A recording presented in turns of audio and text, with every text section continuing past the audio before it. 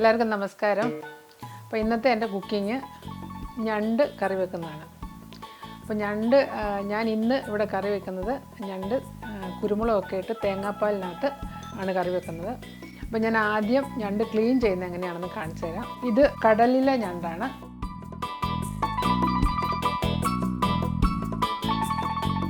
ആദ്യമേ നമുക്കിതിൻ്റെ ഈ സൈഡ് ഉണ്ടോ, ഇതിന് ഏപ്രിൽ എന്നാണ് പറയുന്നത്.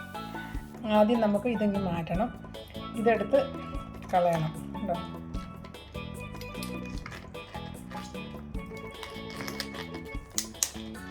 ഇതിങ്ങനെ ഒടിച്ചിങ്ങനെ എടുത്താൽ മതി.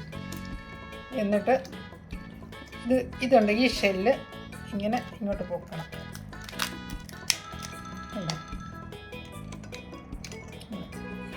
ഇനി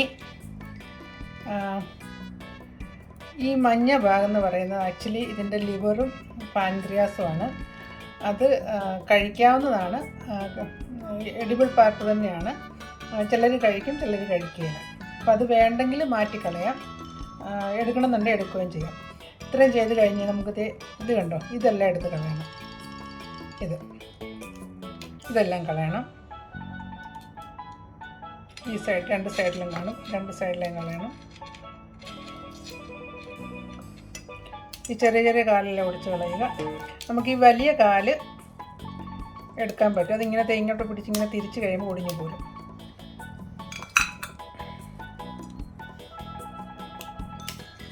കണ്ടോ, ഇത് നമുക്ക് കഴിക്കാൻ പറ്റും. ഇതിനകത്ത് കുറച്ച് മാംസമൊക്കെ ഉള്ളതാണ്.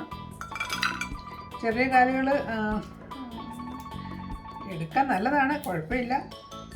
ചിലരെടുക്കും, ചിലരെടുക്കില്ല. ഒക്കെ നമ്മുടെ ഇഷ്ടം അനുസരിച്ച്.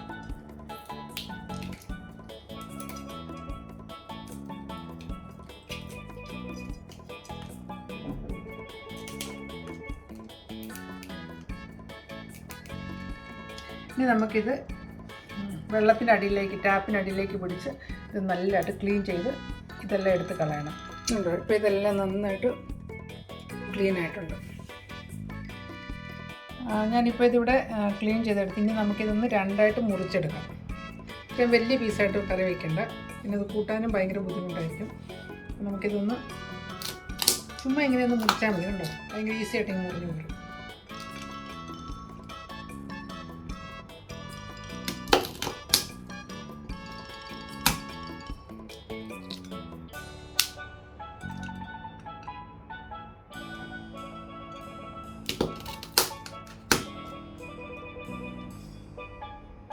ഇത് മേടിക്കുമ്പോഴത്തേക്ക് ഒന്ന് വെള്ളത്തിലൊന്ന് കഴുകി, ഇച്ചിരി മണ്ണൊക്കെ കാണും ചിലപ്പോഴേ.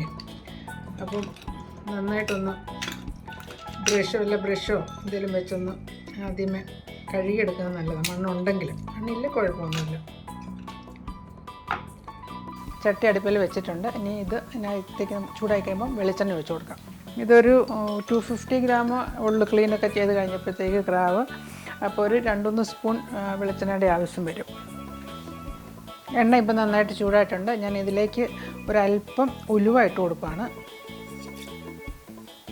ഒരു 1/4 ടീസ്പൂൺ വല്ലതും മതി. ഉലുവ നന്നായിട്ട് മൂത്ത് കഴിയുമ്പം 100 ഗ്രാം ചെറിയ ഉള്ളി ചെറുതായിട്ട് അരിഞ്ഞിട്ടുണ്ട്, അതങ്ങോട്ട് ഇട്ട് കൊടുക്കുക. ആ കൂടെ തന്നെ കറിവേപ്പിലയും കൂടി ഇടുവാണേ. ഇതൊന്ന് നന്നായിട്ട് മൂക്കണം.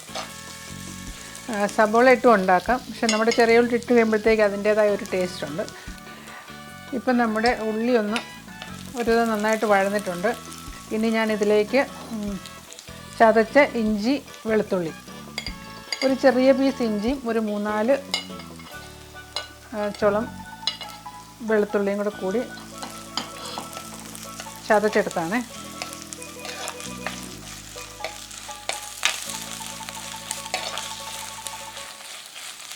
അതിട്ട് അതിൻ്റെ ഒരു പച്ചമുളകൊക്കെ മാറിക്കഴിയുമ്പോഴത്തേക്ക് നമുക്കൊരു 3-4 പച്ചമുളകും കൂടെ ഇടാം. പച്ചമുളക് നടുവേ ഒന്ന് വരഞ്ഞിട്ടുണ്ട്.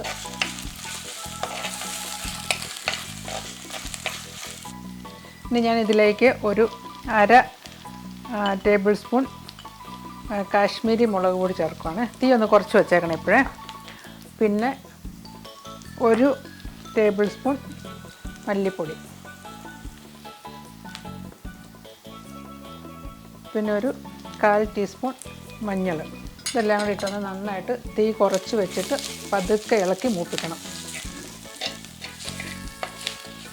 ചട്ടിയാണ്, അത് നല്ല ചൂട് കാണും. ചട്ടി ഒത്തിരി ചൂടാണെന്ന് തോന്നുവാണെങ്കിൽ തീ അങ്ങോട്ട് ഓഫ് ചെയ്തിട്ട് പതുക്കെ ചട്ടിയുടെ ചൂടിൽ തന്നെ ഇരുന്ന് ഈ മസാലകൾ മൂത്ത് കിട്ടിക്കോളും. അല്ലെങ്കിൽ തീ നന്നായിട്ട് കുറച്ച് വെക്കുക. ഇനി ഞാൻ ഇതിനകത്തേക്ക് ചേർക്കുന്നത് 1 ടീസ്പൂൺ നിറച്ചും കുരുമുളക് പൊടി, 1/2 ടീസ്പൂൺ നമ്മുടെ പെരിഞ്ജീരകം ചതച്ചെടുത്തതുമാണ്. അത് രണ്ടുമാണ് ഇതിനകത്തേക്ക് ചേർക്കുന്നതിന്.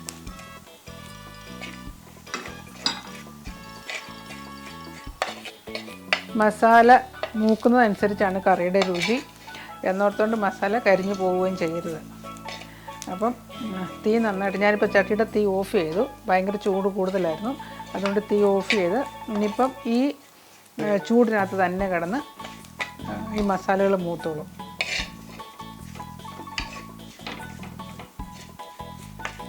ഇപ്പം മസാല നമ്മുടെ കുരുമുളകും പെരിഞ്ജീരകമൊക്കെ മൂത്ത് നല്ലൊരു സ്മെല്ല് വരുന്നുണ്ട്. ഈ സമയത്ത് ഞാൻ ഒരു തക്കാളി ചെറുതായിട്ട് അരിഞ്ഞതും കൂടെ ചേർത്ത് കൊടുക്കുവാണ്.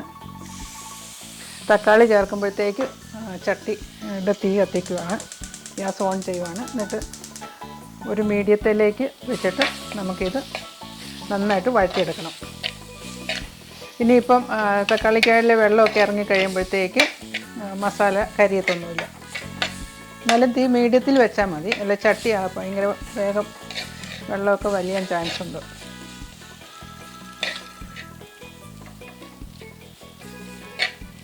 ഇനി ഞാനൊരു 3/4 ടീസ്പൂണോളം ഉപ്പൂടെ ചേർക്കുകയാണ്. ഈ കടലിലെ ഞണ്ട് കറി വെക്കുമ്പോൾ ചിലപ്പം ഇച്ചിരി ഉപ്പുമയം കാണും, അപ്പോൾ അത് നോക്കിയേ ഉള്ളൂ ചേർക്കാവുള്ളൂ. കായൽ ഞണ്ടാണെങ്കിൽ അങ്ങനത്തെ പ്രശ്നം വരത്തില്ല. അപ്പോൾ ഞാനിപ്പം നമ്മുടെ മസാലയ്ക്ക് ആവശ്യമുള്ള ഉപ്പ് മാത്രമേ ചേർത്തിട്ടുള്ളൂ. വേണമെങ്കിൽ പിന്നെ ചേർക്കാൻ പറ്റും. ഇപ്പം നമ്മുടെ മസാലയൊക്കെ നന്നായിട്ട് മൂത്തിട്ടുണ്ട്. ഇനി ഞാനിതിലേക്ക് ഒരു 150 ml തേങ്ങാപ്പാൽ ചേർത്ത് കൊടുക്കുകയാണ്. ഞാനിപ്പോൾ ഇന്ന് തേങ്ങാപ്പാലിനകത്താണ് ഇന്ന് കറി ഉണ്ടാക്കുന്നത്, അതുകൊണ്ട് 150 ml തേങ്ങാപ്പാൽ ചേർത്ത് കൊടുക്കുകയാണ്.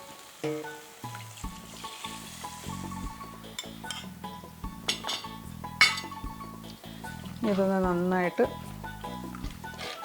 ഇളക്കി എല്ലാം കൂടെ ഒന്ന് യോജിപ്പിക്കണം. ഇപ്പോൾ ഇത് നന്നായിട്ട് തിളയ്ക്കാൻ തുടങ്ങിയിട്ടുണ്ട്. അപ്പം ഇനിയിപ്പം ഞണ്ട് അങ്ങോട്ട് ചേർത്ത് കൊടുക്കുകയാണ്. ഈ ഞണ്ടിനകത്തുനിന്ന് ഒരല്പം വെള്ളം ഇറങ്ങും, അതുകൊണ്ട് ഞാൻ ഈ ചട്ടിക്കകത്ത് അധികം വെള്ളമില്ല, പക്ഷേ കറി വെച്ച് കഴിയുമ്പോഴത്തേക്ക് നന്നായിട്ട് കുറുകിയിരുന്നോളും. ഞണ്ടിനകത്ത് കുറച്ച് വെള്ളം ഇറങ്ങുന്നുണ്ട്. ഞാനിപ്പോൾ കാശ്മീരി മുളക് പൊടിയാണ് ചേർത്തിരിക്കുന്നത്. അതിനധികം എരിവില്ലല്ലോ, ഒരു കളറിന് വേണ്ടി ചേർത്താണ്. ഇതിന് എരിവ് തരുന്നത് നമ്മുടെ കുരുമുളക് പൊടിയാണ്. കുരുമുളക് പൊടിയും പെരിഞ്ജീരകവും കൂടെ ചേർന്ന ഒരു ടേസ്റ്റുണ്ട്, ഭയങ്കര ടേസ്റ്റ് അതിന്. അപ്പം നിങ്ങളിങ്ങനെയൊക്കെ ഒന്ന് ഉണ്ടാക്കി നോക്കാം, അന്നേരത്തേക്ക് അറിയാം അതിൻ്റെ ടേസ്റ്റ് എന്നാണ്.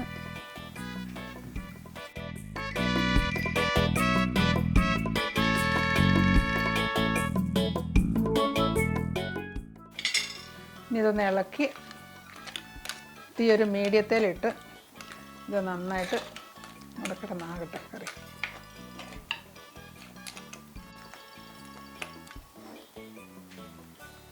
നമുക്കിനി ഇത് മൂടി വയ്ക്കാം. മൂടി വെച്ച് തിളച്ച് കഴിയുമ്പോൾ ഞാൻ കാണിക്കാം എങ്ങനെയാണ്. ഇപ്പം ഏകദേശം 10 മിനിറ്റ് ആയിട്ടുണ്ട്. ഇടയ്ക്ക് ഞാൻ ഇളക്കി ഇട്ട് കൊടുക്കുകയും ചെയ്തായിരുന്നു. ഒന്ന് പതുക്കെ ഇപ്പം നല്ല ഉണ്ടോ ആവശ്യത്തിന് ചാറൊക്കെ ആയിട്ടുണ്ട്, എല്ലാം നല്ല പെരണ്ടൊക്കെ ഇരിക്കുന്നത്. അപ്പോൾ ഇത് നന്നായിട്ട് വെന്തിട്ടുണ്ട്. നമുക്കിത് ഓഫ് ചെയ്യാം. ഈ സ്റ്റേജിൽ ഉപ്പൊക്കെ നോക്കുക. ചോറിന് നല്ലൊരു കറിയാണ്, വളരെ ടേസ്റ്റിയാണ്. അപ്പം നിങ്ങളെല്ലാവരും ഉണ്ടാക്കി നോക്കുക. അടുത്തൊരു വീഡിയോ ആയിട്ട് വരുന്നത് വരെ ഗുഡ് ബൈ.